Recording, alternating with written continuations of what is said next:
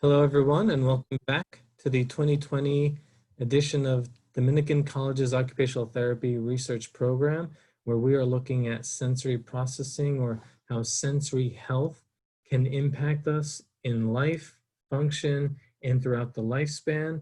And in this series, we're looking at many topics. Today, we are going to be specifically looking at the topic of self-actualization and its relationship to sensory processing. And joining us today, myself, John Damiao, we have Dr. Catherine Cavaliere, who's a doctoral research professor of the program, and occupational therapy students, Chastity Kiley, Olakitan Osoba, Ivy Lucero Martinez, and please go ahead and tell us what your research project was in this overall larger work that we embarked on. Okay, I guess I'll go ahead and get started. So we were looking at sensory processing, more specifically sensory processing patterns, and how that impacted an individual's ability to reach self-actualization. So when we originally set off on this project, we were really trying to figure out what self-actualization was. And I think that was kind of what started us really moving forward in the project. So, you know, we kind of dug deep into it and dove into it, and we kept coming up with kind of the similar results of going back to Maslow's original theory. So finding a definition that was more modern and kind of incorporated newer research into it and kind of putting it all together into one definition was like really our first big challenge. And Chastity, can you define what your view or how you operationally defined self-actualization for this narrative review?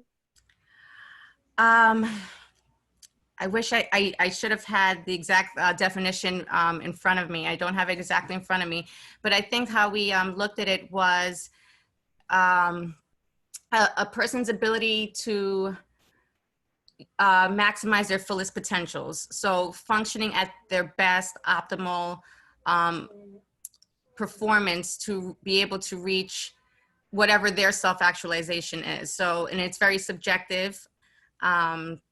So I wish I had the exact definition. Maybe as we go forward, I can take a look and see if I can get the exact definition that we had. But Sure. we had to kind of compile a lot of other people's perspectives into like one perspective. Sure. And from I what can I tackle.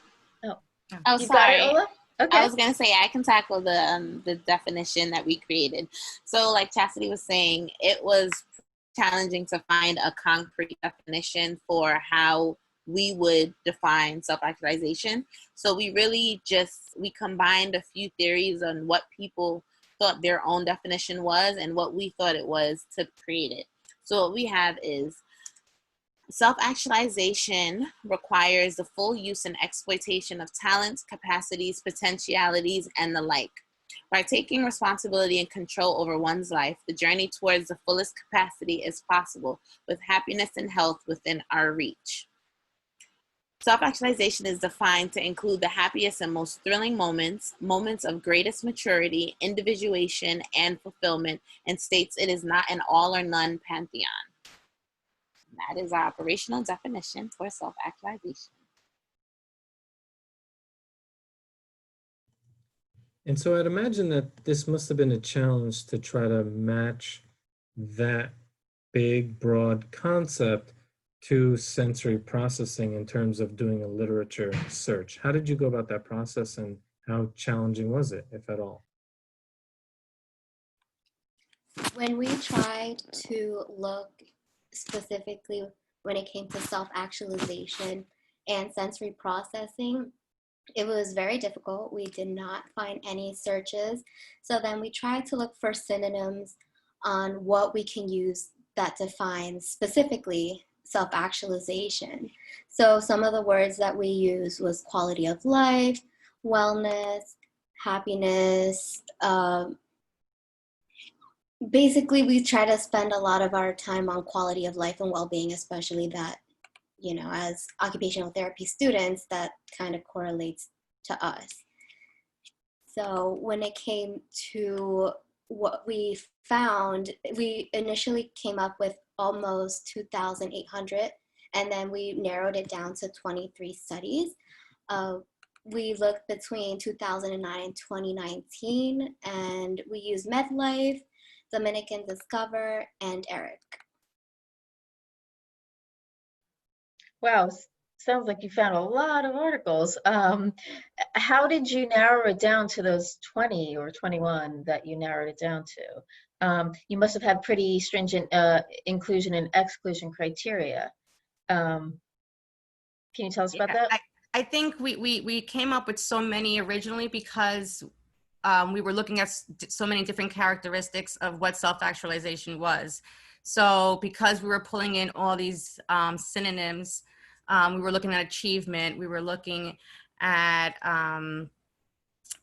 self-concept, and so there was so we pulled in a lot. So then once we went through that, we started to narrow things down. I think our exclusionary criteria, we kept out anything that was like comorbid disorders. So we excluded things like autism, which is very highly correlated with sensory processing. So that removed a lot of things. We wanted to really just focus on sensory processing patterns without the comorbidities of other factors. So that really that really narrowed down our search. What were the other exclusionary I'm sorry. Yeah, and psychiatric disorders, we excluded children. We try to keep it more towards adults. We've originally, when we first started the process, we came across a couple studies that pointed to adults as reaching self-actualization, or like reaching a certain pinnacle of life that where you then could reach self-actualization. So we chose to exclude anything with children in it. So that helped us narrow down to about the 23 that we ended up really focusing on. In a nutshell, what did you discover? What have you discovered that you can now share with us in something that's a manageable piece of information that we can use?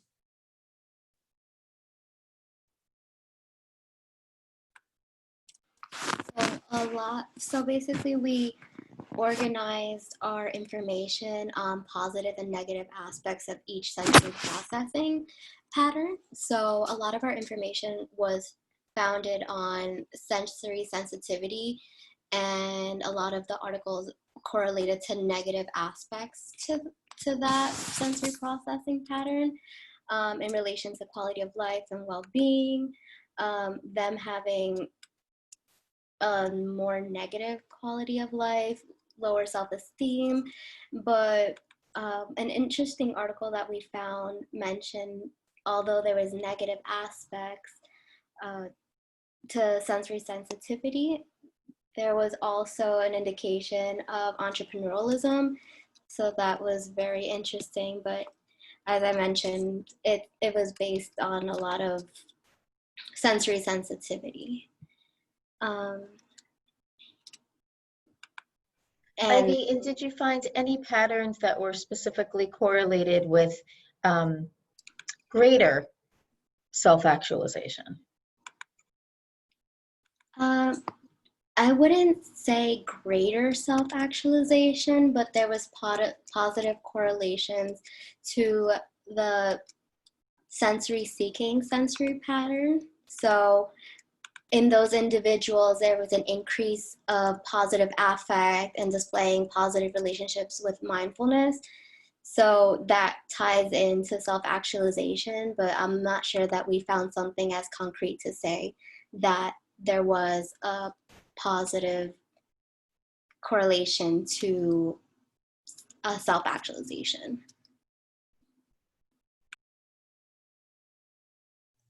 Just to add something in addition to what Ivy was saying. So with the sensory sensitivity, sensory pattern, those individuals, they did show, like our research did show that they had an increase in entrepreneurial traits. And so with that, it was directly linked to them modifying their environment to suit their sensory needs. So that's what led to them having an increase in entrepreneurial traits.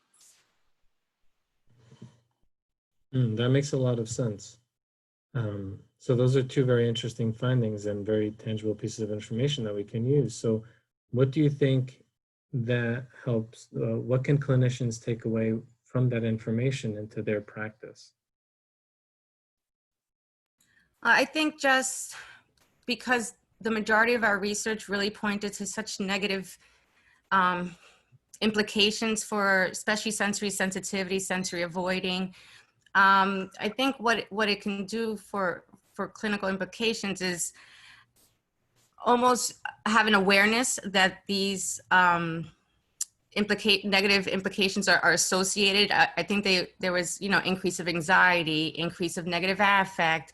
So being able to kind of take more preventative measures or adjusting the environment to kind of buffer these negative, I don't want to keep saying negative implications, but a lot of the research pointed to not so favorable things about sensory sensitivity. So just understanding that and being able to somewhat counteract some of those effects that may be seen with certain patterns.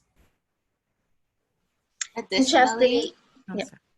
oh, That's sorry. okay, I was go gonna ahead. say, additionally, I just think overall, like clinically, it's important for us to understand that our research shows that sensory patterns can impact every aspect of one individual's life. So it can impact their mental health, their physical health, how they achieve goals within their career, within their education. And so understanding that in practice can help us, as Chastity was saying, help us modify their environment to best suit their sensory needs.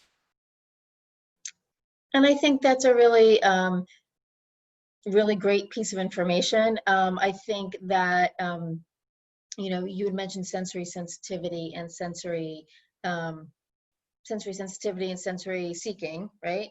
Avoiding or seeking, which. Well, the most negative ones we found were that low threshold. So it was more sensory avoiding and sensory seeking. I mean, sensory sensitivity. Right. Yes. And so, and I think this is a theme that we've heard, kind of over and over again in some of these, in some of your projects, where that those two are the ones that keep coming up again and again and again. So what does that tell you in terms of where we should go from here?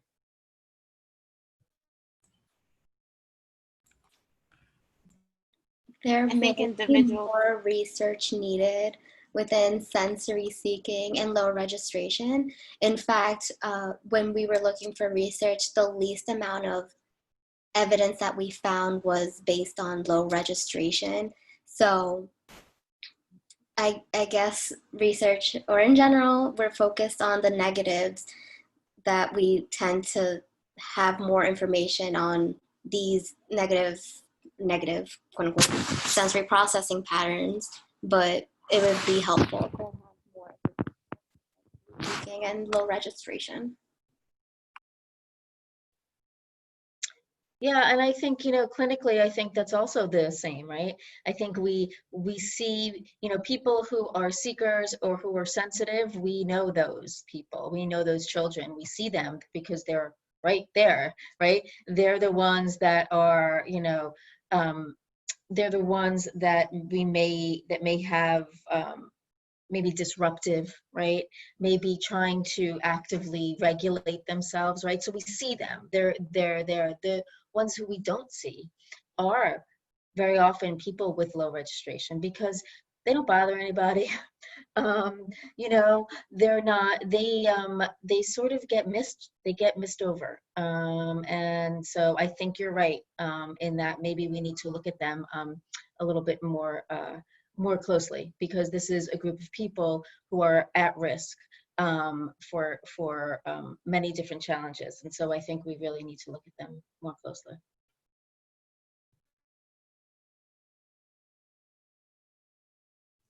In regards to now research, not intervention, how would you follow up with this study, knowing what you now know and knowing the gaps in your research?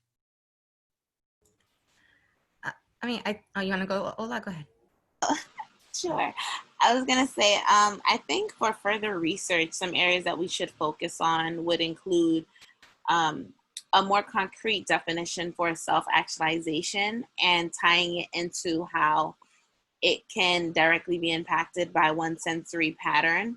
Because I think throughout all of our research, through the synonyms we were able to find with self-actualization, there was a lot of inferring that we had to do. So saying that individuals with sensory seeking patterns had a decrease in quality of life, which would be connected to self-actualization because it impacts how they're able to achieve their goals or able to reach self-actualization.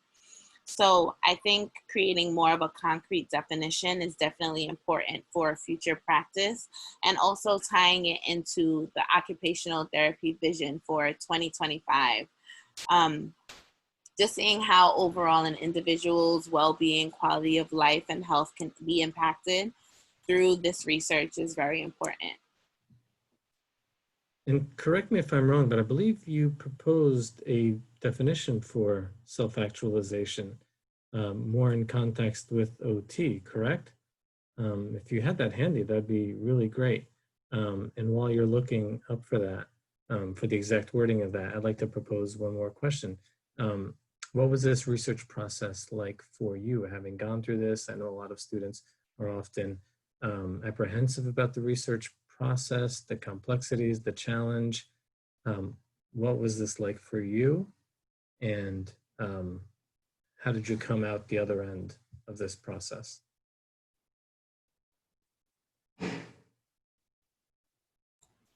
I'll go. It was interesting, and I think it probably talks to our own self-actualization, like what we were able to accomplish with this research project. You know, what characteristics do we have that helped us get from beginning to end? Because it was challenging. We, you know, just even understanding what constitutes or makes up somebody who has self-actualization. So we had to break up all these characteristics and figure out like how to connect things and how to make something, because there wasn't anything there that specifically connected these two concepts. So, you know, just pulling those pieces together and really trying to tie them together. You know, I feel like that's, I'm not sure where the question started at, but I feel like that was like the big thing for this, or what we learned out of this. Did anybody find that definition of self-actualization while I was talking?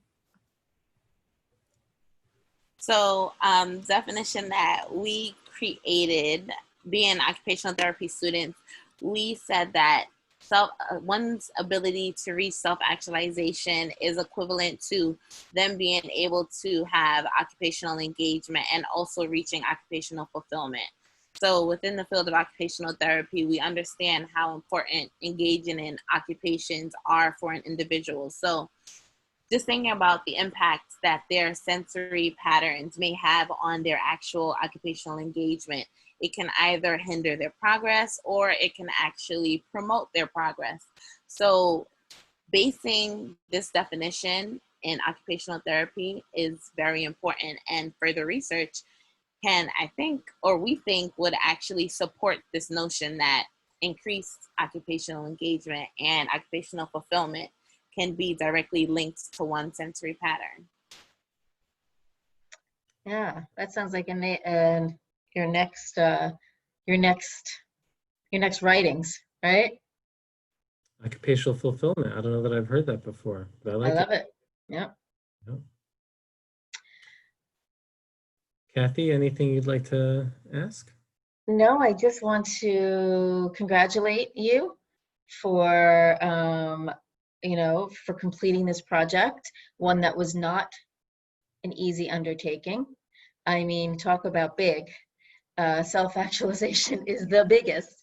And you did a really great job at making it meaningful, at creating an operational definition that you believe is really at the core of what self-actualization means, and at the core of occupational therapy. Congratulations on doing it. You're done. And I do hope that you share this information with others. Yes, congratulations to you all. A lot of hard work. Hopefully this information will now help to benefit others. And you have now brought to light a whole new concept, occupational fulfillment. You've heard it here first, folks. Thank you, Chastity, Olakitan, and Ivy. And please reach out to us if you have any questions. You can reach me at john.damio@dc.edu Or Catherine, Catherine, .Cavaliere, Cavaliere @dc.edu.